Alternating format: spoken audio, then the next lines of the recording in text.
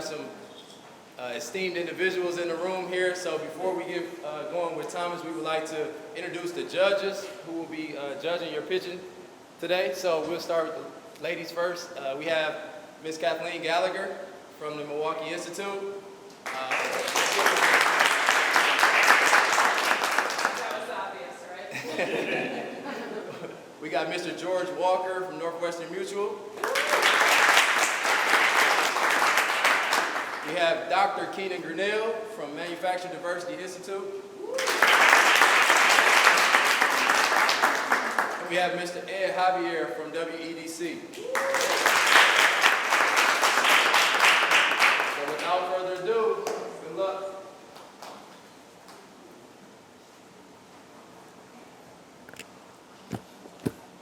Hello everyone, my name is Thomas Hughes. I am the founder of Aerial Driven Vision Photography. My company was founded, my passion was founded in 2015. Let me go to the next slide. Before I get into the drone stuff, let me explain this picture. So this was one of the very first few times I took my drone out. I flew it over this mountain right here. That's me right there. And in this picture, what you get the big picture. I'm sorry. Because this is the big picture. One of the largest drone companies in the world is a company by the name of DJI. Their tagline is, get the big picture. And that's the passion built behind my company. Next slide. Anyways, like I said before, I started flying drones back in 2015. I haven't looked back. Just a few facts about drone technology. Drone technology is changing the landscape of photography. Photography has been around for a very long time. But with drones now in play, it's changing everything about photography. Again, the drones allow you to get the big picture. You can take pictures of mountains, skyscrapers, bridges. It's a lot of people attracted to those things. Architects, engineers, a lot of different people. Drones have the capability to take photos, videos from an aerial view, replacing helicopters. This saves companies so much money when you don't have to hire a helicopter pilot to fly over a structure. You can fly a drone for half the cost. When it comes to inspecting bridges, you can do that for half the cost. It's very efficient. Next slide. My baby, aerial driven vision photography. Startup focuses on drone imagery and photography and creating exciting drone imagery. I did some research. I've been doing research for the last year. And what I noticed is a lot of these drone companies are on the coast. They're in bigger cities. When I looked at the Milwaukee market, I seen a very few companies offer drone services. And I seen a niche. I seen an opportunity. And I said to myself, this is a perfect opportunity for me to put my passion forward and create a company that offers this aerial service all around the board. Goldman Sachs. Goldman Sachs is a research market company. They did a study last year. They say $20 billion was spent on drones last year in agriculture, in construction, and survey. Next slide. One unique thing about my drones, I use some of the best drone technology. Some of the components built in my drones you'll find in very expensive cars. The new cars today have features in them where they can stop if there's another car in front of them. Well, my drone will have the same technology. If I'm flying between buildings, skyscrapers, my drones can avoid those skyscrapers so they don't collide with them, so there's no damage. Also, our drones have the ability to track cars. One of the biggest industries in the drone industry is they can track cars. You'll see it in reality shows, you'll see it in movies. This is called journalism. You'll see this in movies and reality shows.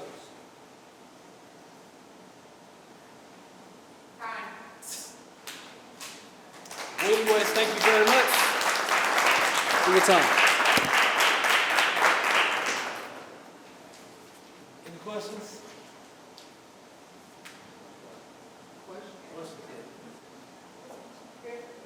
Okay. So I know you need to answer to it, but what are you offering? Where are you targeting? Who's your audience? So my first rollout target is real estate companies. There's a huge opportunity in real estate companies right now. You have a lot of investors from out of town that never been to Milwaukee, that want to see what these properties look like, they want to see what the roof looks like, they want to see what the neighborhood looks like. And one of my services is to show that, to show the housing, to show the roof, to show the community, to show the roads. That's one of my big hitters right now. Also want to spend a lot of time in data collection. And what I mean by that is, I work for a company called by Old Dominion, okay? It's a trucking company. They need a new roof. It's very expensive to put a new roof on there and hire guys to inspect that roof. So I would fly my drone over that roof. I would get a specialized camera to do a detailed inspection of that roof and get that information back to the roofing company instead of them sending a bunch of guys up there to inspect it, which is going to be really expensive. What? Any other questions? Where are you at with the company? So right now I am in the startup freelance stage. I am working on saving my money to get the proper equipment. The cameras on these drones are very expensive. Right now I'm using a consumer-based commercial drone. It allows me to do a lot of different things, but some things I can't do because I don't want to destroy that drone. Also, I've have over 4,000 flying hours. I've been flying since 2015. I have that, and I also have people that I work with on a monthly basis. I do certain projects for, whether it's music artists, whether it's just somebody that has an idea. So that's kind of where I'm at right now. Nobody gets to break this by themselves, so who's part of it? Well, my father, he's a manager for the city of Milwaukee in the electrical department. He does a lot of critiquing my work. Also, my brother, he's a full-time editor for the news station. He looks at a lot of my work. He actually goes out with me. He's my line of sight when I fly these drones. I always like to have a line of sight, so I can control my camera. He can watch my drone. My drone does have special features in it to avoid obstacles so I don't crash it. And that picture I showed in the beginning of me in that mountain, that's one of the first few times that I've flown the drone, and it didn't have that technology in it to avoid obstacles. But anyway, the military knocked my drone out of the sky. They sent the signal and they dropped my drone went to the ground crashing. And from that point, it drove me to do more research about FAA, the rules and the regulations to fly drones. So it struck a passion in me. And ever since then, I've been researching, putting a lot of flying hours, learning how to fly these things, and just educating myself. Now, do you have paid clients? You've done some gigs. Yes, so what I like to do is I like to ask for donations. I like to ask for donations because I still see myself in the startup mode. I am still a student of this craft. I am taking some classes. I am studying for my 107 license. I plan on having within the next couple of weeks. But as far as money being made, I have made money, but I always ask for donations. And there's certain jobs I won't take because of the rules and the regulations.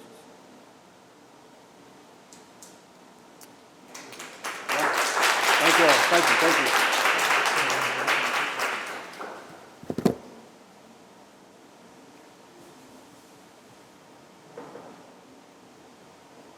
So next up, ATC, hair care line, 12, I think.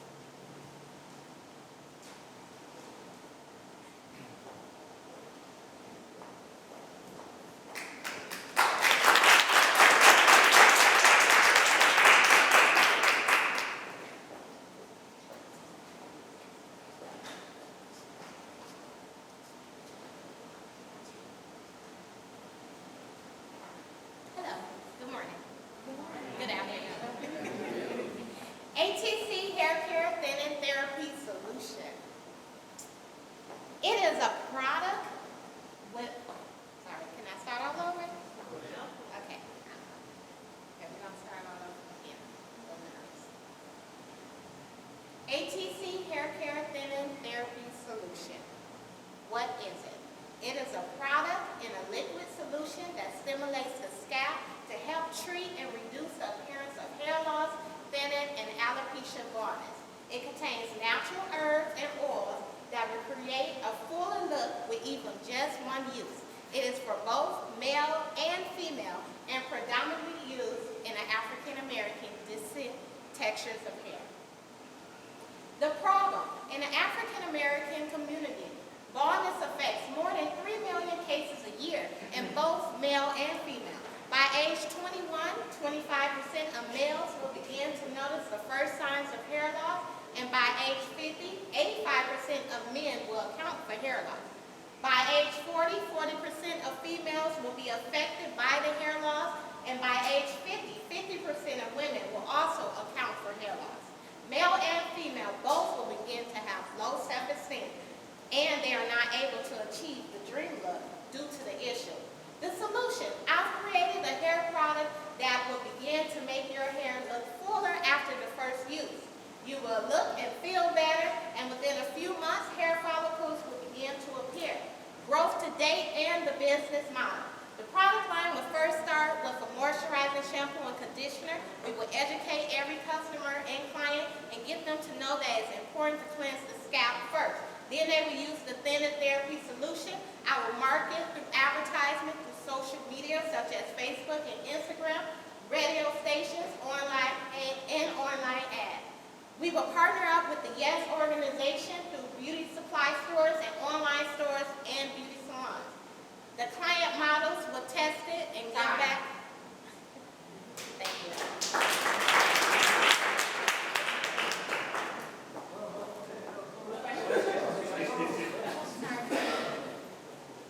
Do you have any questions? I have to say, well, when you sit with this, you're going to be kind of late on the mark. I'm coming late. I'm late. I can still help you now. You promise?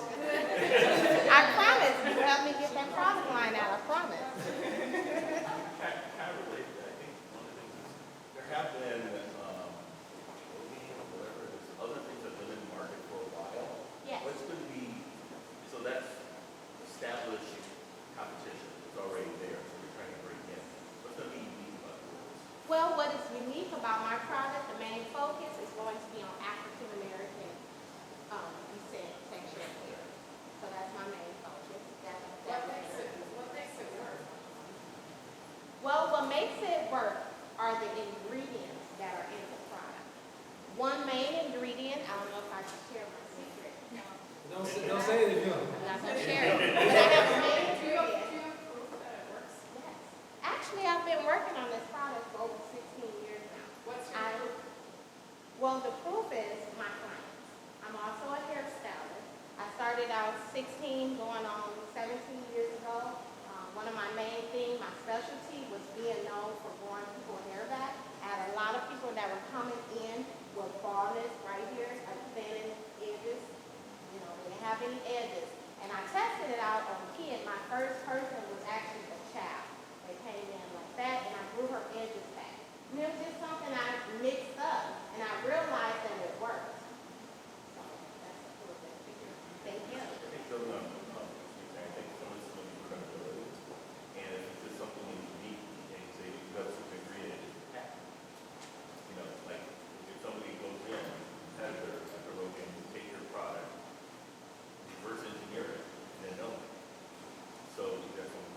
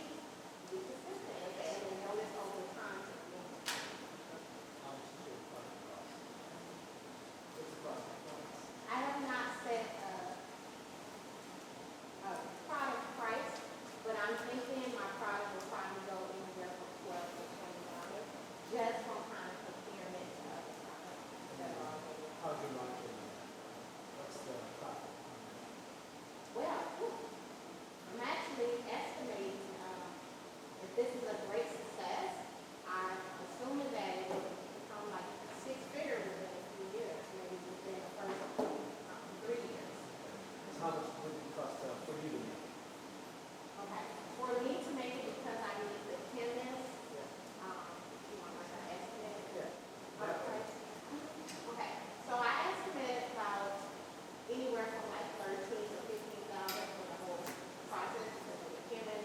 Now you're a factory company and the labor.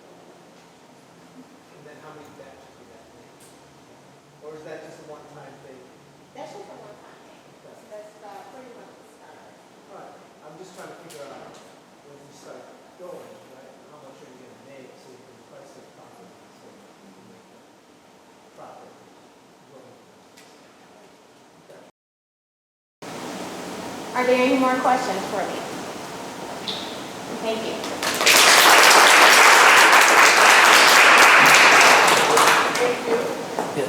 And please remember, I'm your timekeeper, and why you back over here and help you by the judges. Also, just keep an eye out. If you want to, yeah. Sorry, I didn't think of it. You're welcome.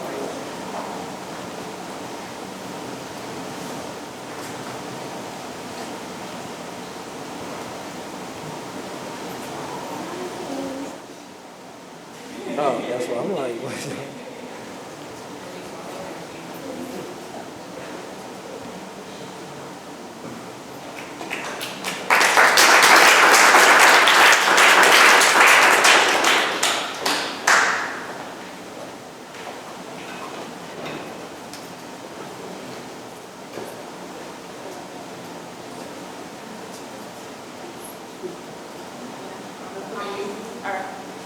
Good afternoon, everyone. My name is Jasmine Bailey, and I present to you Listen Buddy, your new breast friend friend.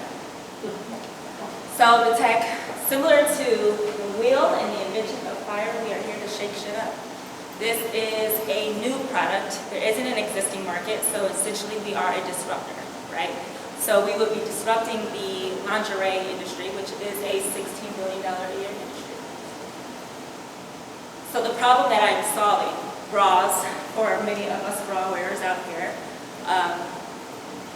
they're priced as a luxury, but it's really a utility. So I have to put on a bra almost every day, right? If I leave the house, there's going to be this utility underneath my garment. The problem is, though, that they're very fragile. So they can come apart if you have to hand wash them, you put it in the dryer, it comes apart, all of these issues, but it's still priced like, that we don't use this every day.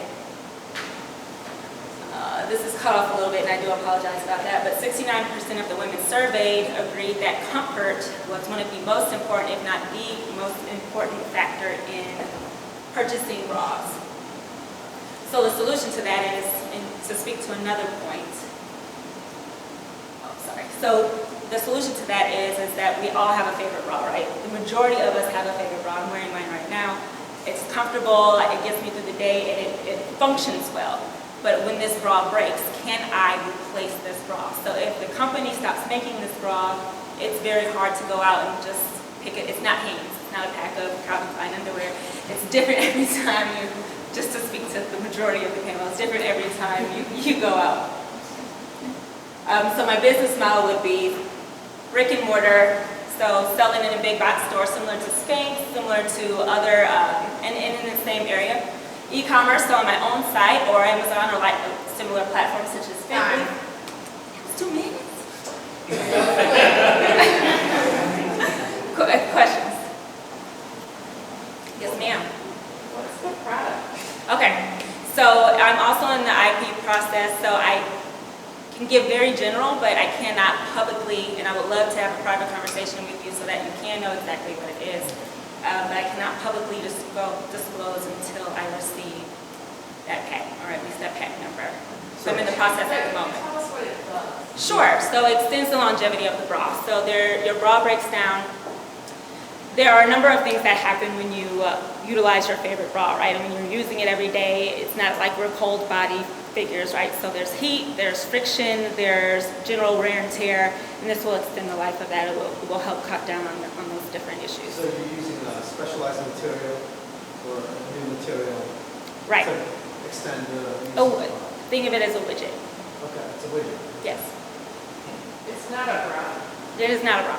But that is a vertical opportunity, right? So that this invention could then roll into the production of bras. And that's also in the licensing. So I could, in theory, reach out to Playtex Valley, Victoria's Secret, Calvin Klein, and they can utilize this, put their name on it, and collect royalties.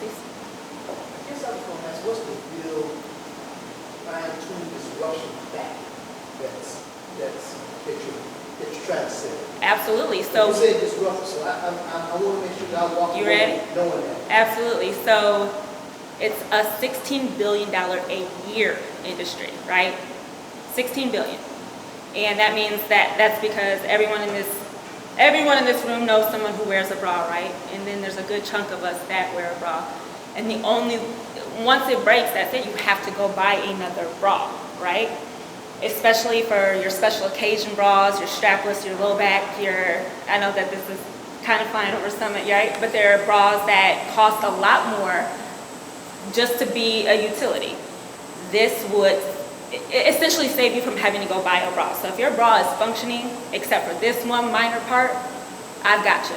I've got you covered. It's cheaper than the cost of a bra, extends the life past, but on average, you're supposed to buy a bra every 2 years, right? So it extends beyond that.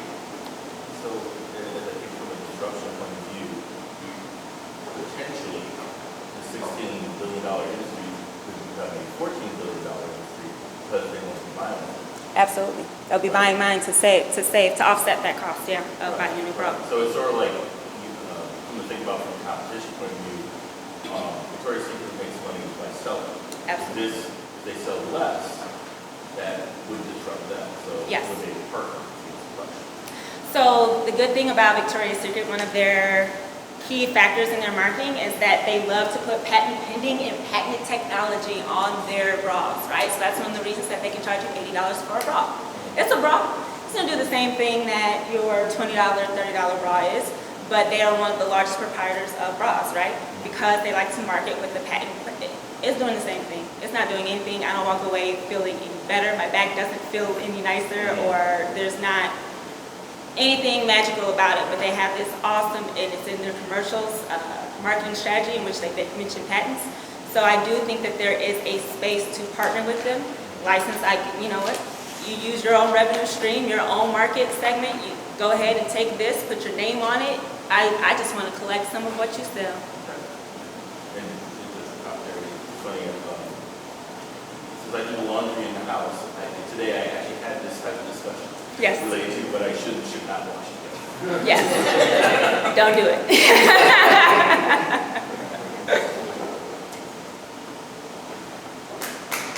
There's a question back here? Yes, ma'am. So what about full-figure women that have to wear specialty bras? Absolutely.